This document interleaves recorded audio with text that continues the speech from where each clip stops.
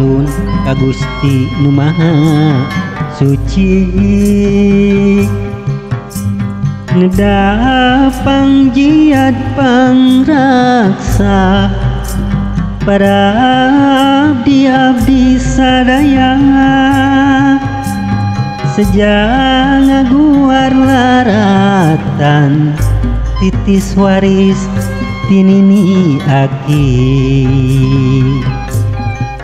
Nembatkeun jalan laratan katampian gesan mandi, kaleuwi sifat tahunan leuwih anu ngaruncang diri.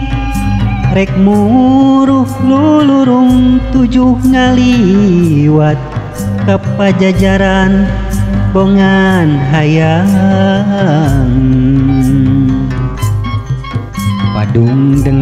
Padung dengan jeung usikna pangancik.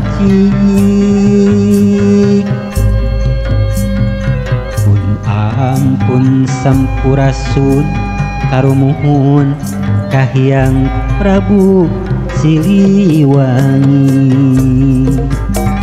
Numur badi pajajaran pangauban saesi diri, nu gelar di tatar Sunda muga nyebarkeun wawangi.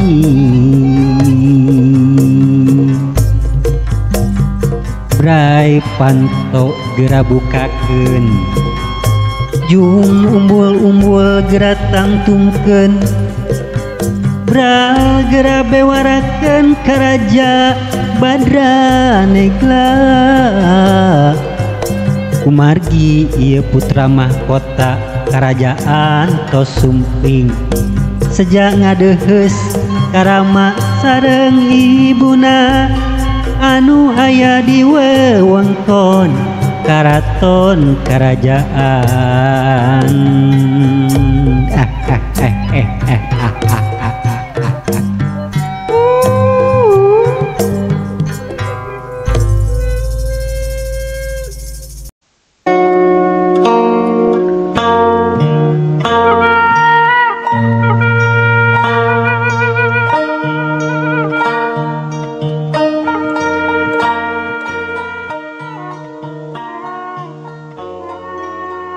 Assalamualaikum warahmatullahi wabarakatuh.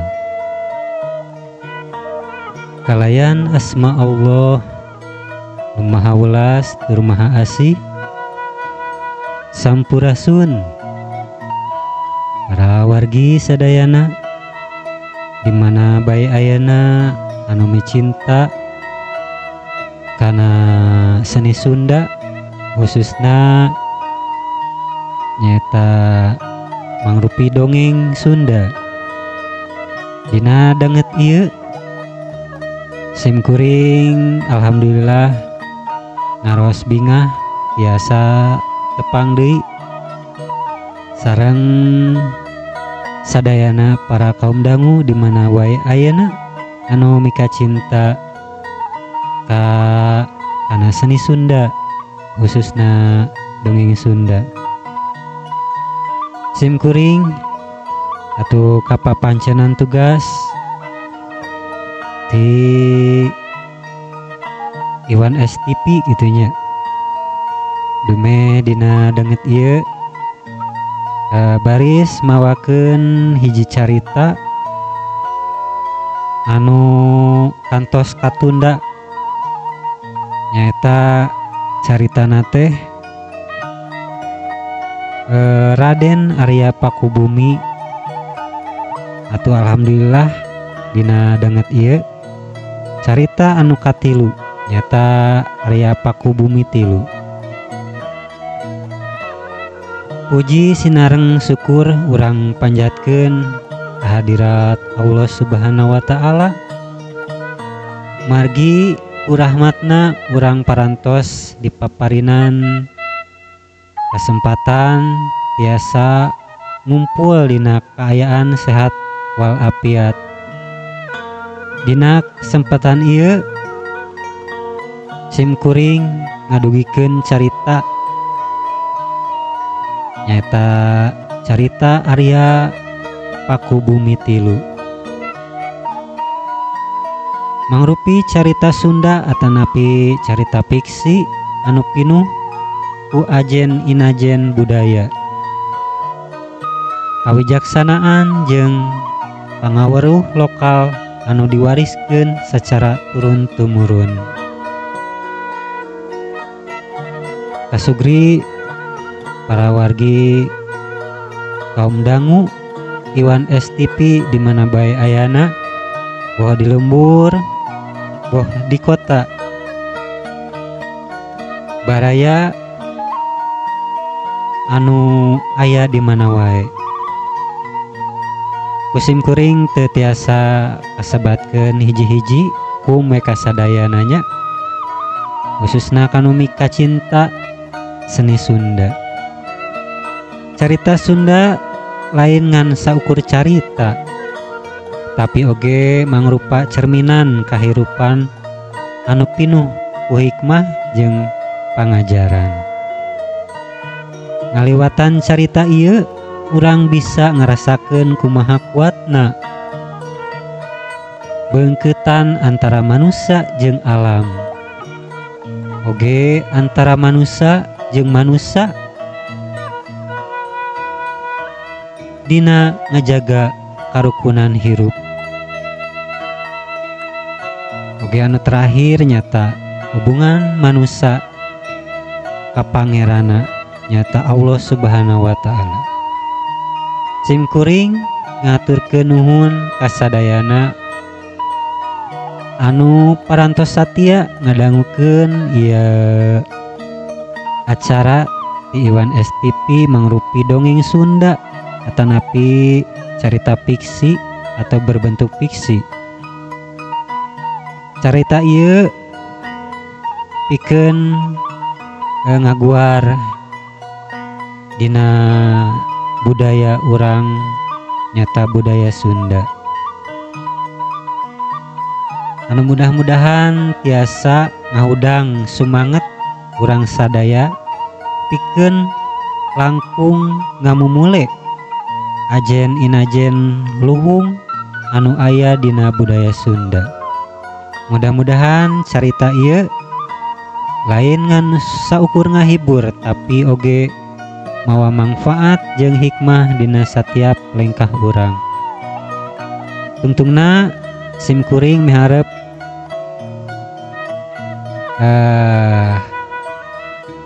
sadayana para kaum dangu, mudah-mudahan urang sadayana tiasa nyandak pelajaran anu berharga dina unggal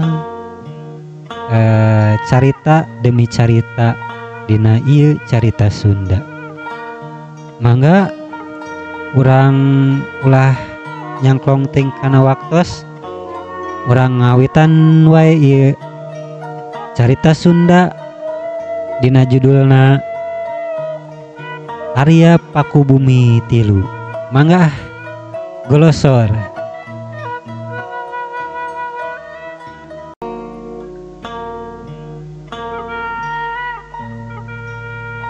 Para wargi sadayana di mana wae ayana,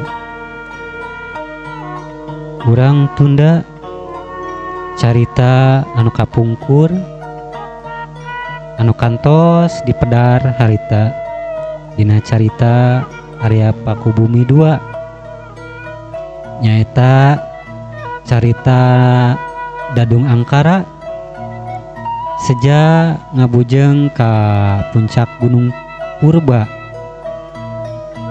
Atuh ieu rombongan Dadung Angkara sareng anak buahna teh maksudna mah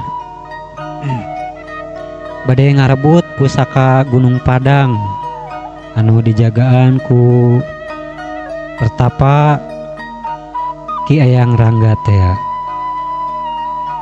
Atuh di hiji tempat eta tempatna pusaka Gunung Padang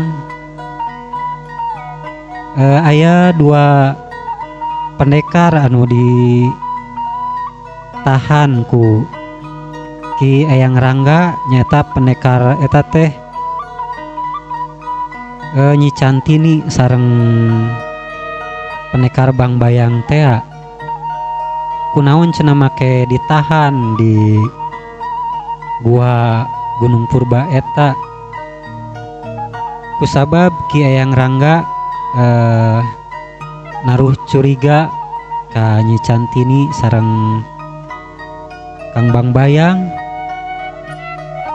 pikeun ngarebut eta pusaka sanaos maksad atanapi niat anjeunna duaan hade kitunya bade nyalametkeun deui eta pusaka Gunung Padang teh. Tapi Ki Eyang Rangga teu mudah percaya kusabab ieu Nyi Cantini sareng pendekar Bang Bayang teh anyar pinanggih kitunya.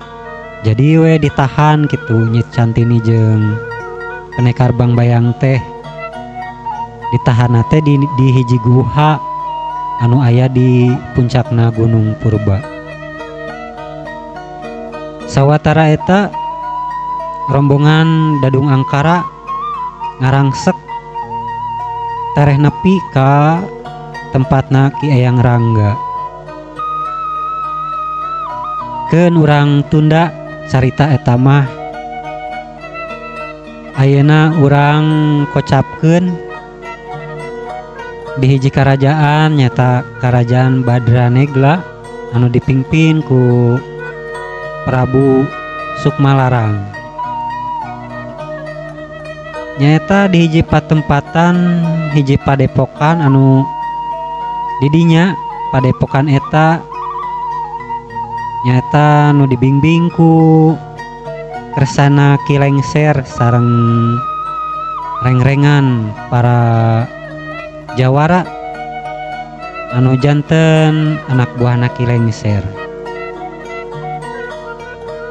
Di padepokan eta nyaeta Ki Lengser teh gaduh pancen ti Raja Badranegla pikeun ngadidik sareng miwuruk ka Raden Arya Pakubumi salaku putra mahkota Prabu Sukmalarang pikeun nurunkeun ilmu-ilmuna ka Arya Pakubumi ieu. Singket carita Raden Arya Pakubumi rengse nuntut ilmu ti Ki Lengser oge saparakanca. Atuh niti wanci nu mustari Raden Arya Pakubumi sejang ngadeuheus karamana nyata ka Karajaan Badranegla.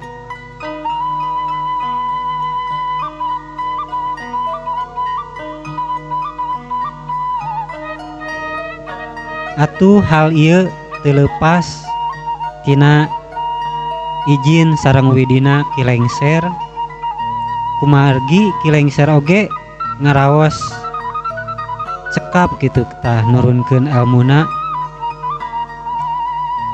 sareng teu aya anu disesakeun ilmu jeung kasaktian Ki Lengser ka Arya Pakubumi. Kusabab kitu ayeuna Ki Lengser tuntas tugasna miwuruk sareng ngadidik Arya Pakubumi. Ayeuna waktosna ngitih wanci nu mustari ninggang mangsa nu utama Arya Pakubumi ngadeuheus karamana. Singket carita Ki Lengser sareng Raden Arya Pakubumi berangkat wae ka Karajaan Badranegla diiring ku para ponggawa anu ngaping sareng para dayang-dayang anu ngiring harita. Kareta kuda sareng perlengkapan logistik perjalanan disiapkan ku para anak buahna Ki Lengser. Nyata pikeun nganyukupan dina perbekalan perjalanan ka Karajaan Badranegla. Tekung silami atuh ieu rombongan parantos siap sejak berangkat ke Karajaan Badranegla.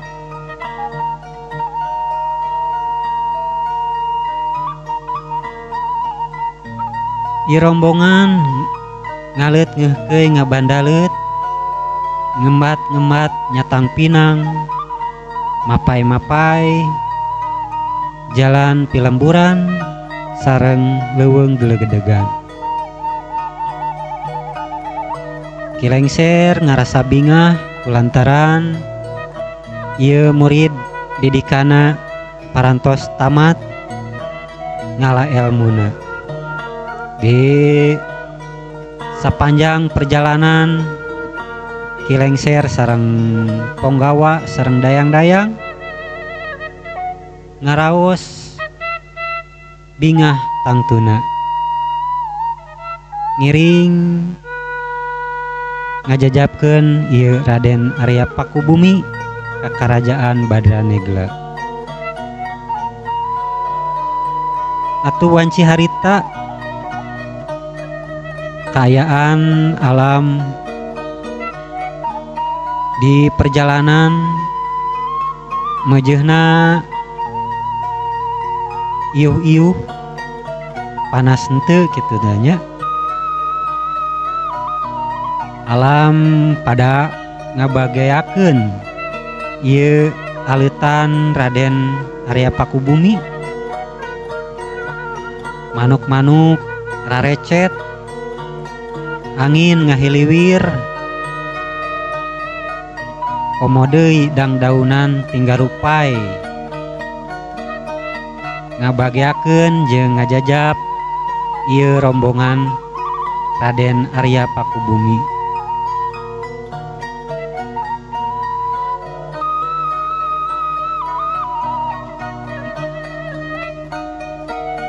Singkat carita,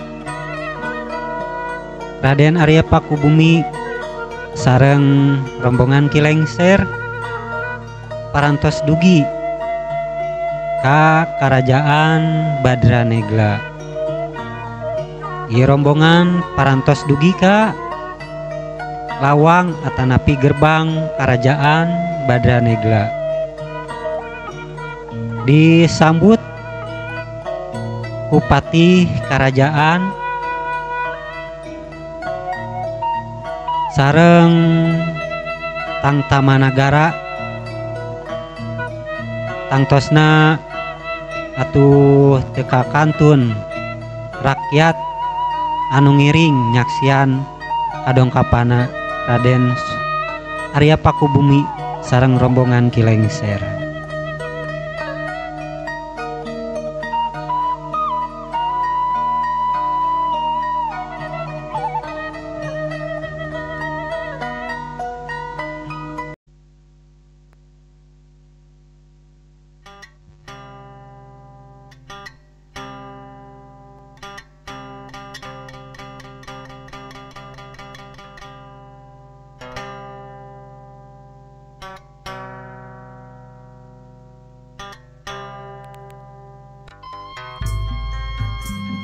Abdi ampun nun paralun ka Gusti Nu Maha Suci, neda pangjiat pangraksa para abdi-abdi sadaya sejak ngaguar laratan titis waris tinini aki. nyembatkeun jalan laratan katampian gesan mandi kaleuwi sifat tahunan leuwih anu ngaruncang diri rek muruh lulurung tujuh ngaliwat ka pajajaran bongan hayang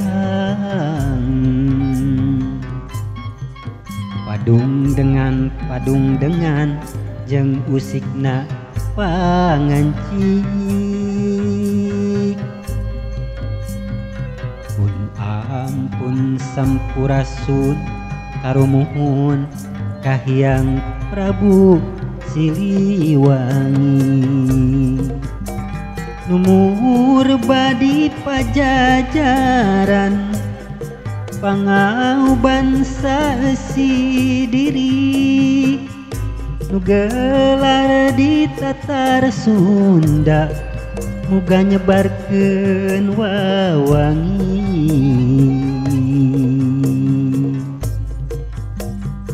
bray panto gera bukakeun jung umbul-umbul gera tangtumkeun bral gera bewarakeun karaja Badranegla kumargi ieu putra mahkota kerajaan tos sumping sejak ngadeuheus karama sareng ibuna anu aya di wewengkon karaton kerajaan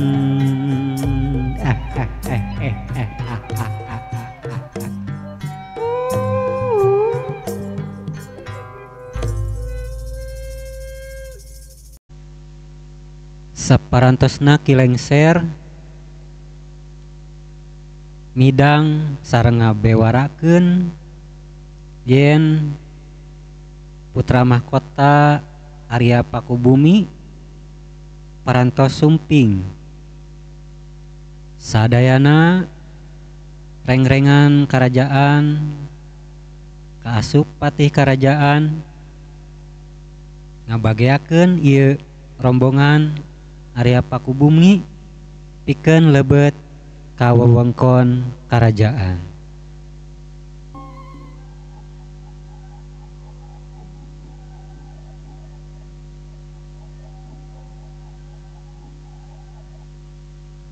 Jagong tuhur menang nuhun nu kasep bagia sumping ibu kebeku kasono anaking paralai teuing cunduk waktu ningang mangsa niti wanci nu mustari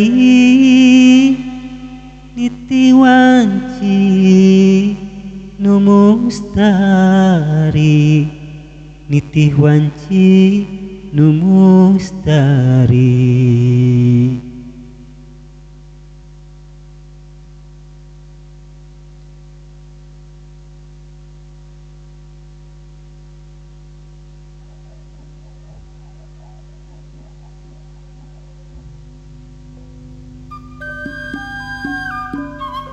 Teras saatos kitu Kang Kalung Mangle dikalungkeun ka Arya Pakubumi hiji tawis asih sareng dedeh nu jadi ibu sareng ramana.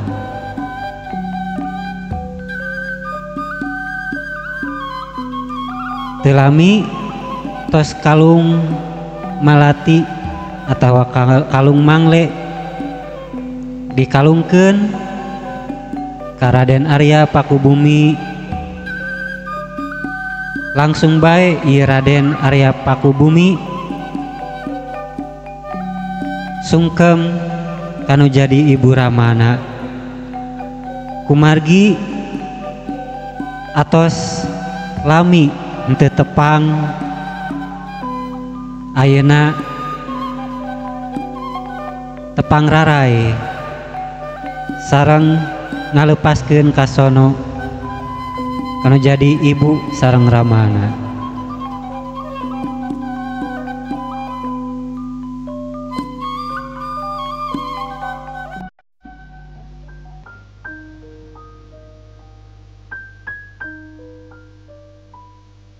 Abdi sungkem kepangkonan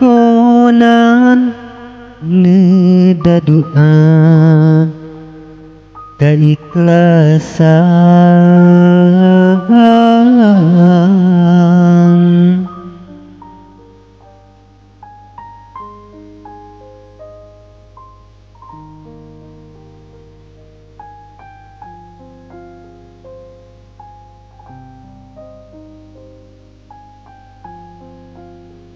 Ibu,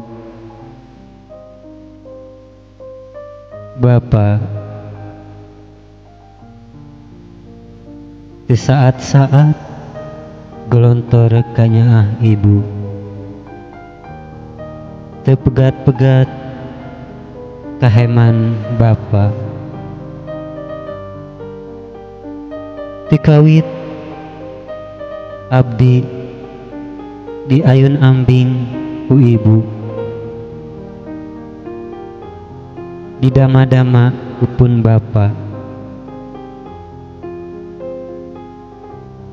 dugi ka ayeuna sim abdi jumeneng kanyaah sareng kaheman apa sareng ibu teu aya putusna.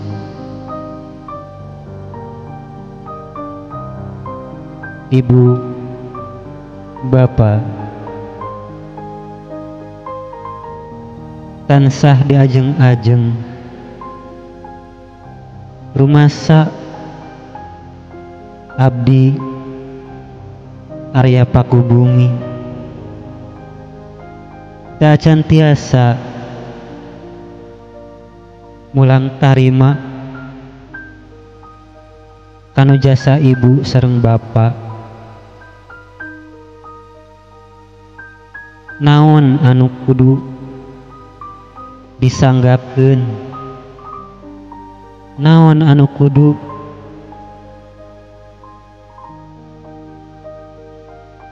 disugemakeun ku abdi, dumeh abdi dugi kadanget ayeuna da can tiasa nyugemakeun.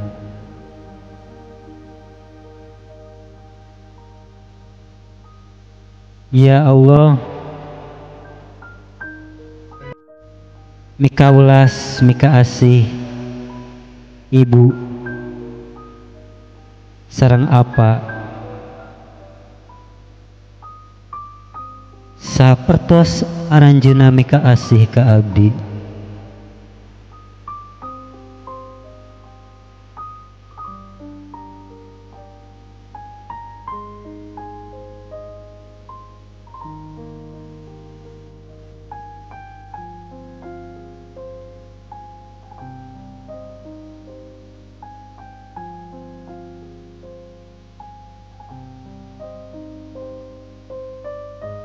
Kasep jimat awaking upun dening ati,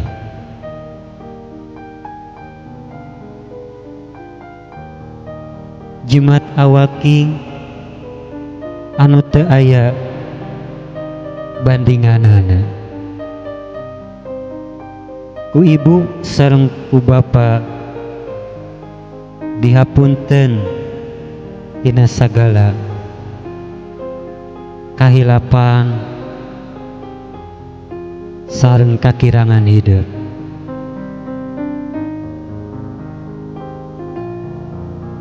Ayeuna mah jung geura jugjug, geura sorang nyaeta ka hiji gunung di mana eta gunung teh aya hiji pusaka anu bakal kapiwaris ku hideep. Pusaka eta hiji ciri pikeun hideep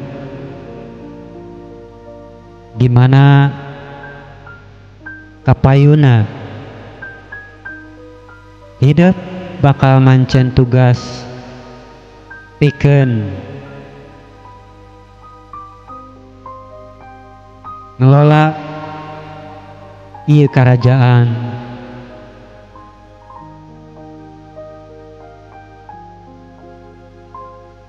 Eta pusaka Gunung Padang hiji ciri pikeun hideep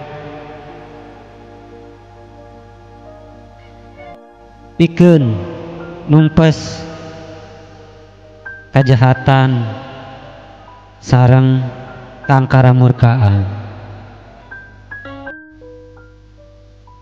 Bral kasep gera angkat ka Gunung Purba, gera jugjug eta pusaka Gunung Padang. Kumargi eta pusaka teh ayeuna bade direbut ku jalmi anu jahat.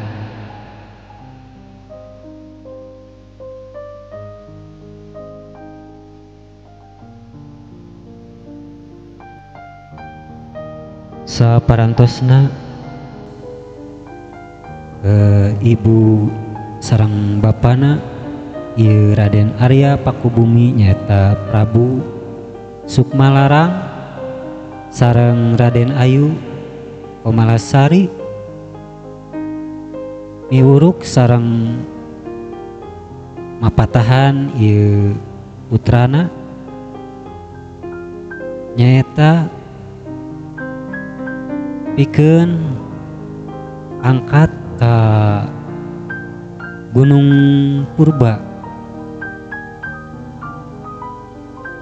Nyata tujuan mah pikeun nyalametkeun eta pusaka anu hiji ciri yen kapayuna Raden Arya Pakubumi ngawaris eta pusaka Gunung Padang anu aya di Gunung Purba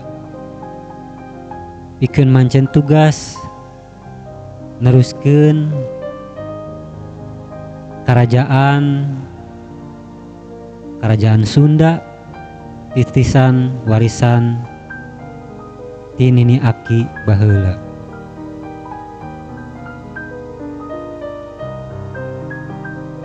Atos rengse Prabu Sukmalarang miwuruk sareng marentahkeun Raden Arya Pakubumi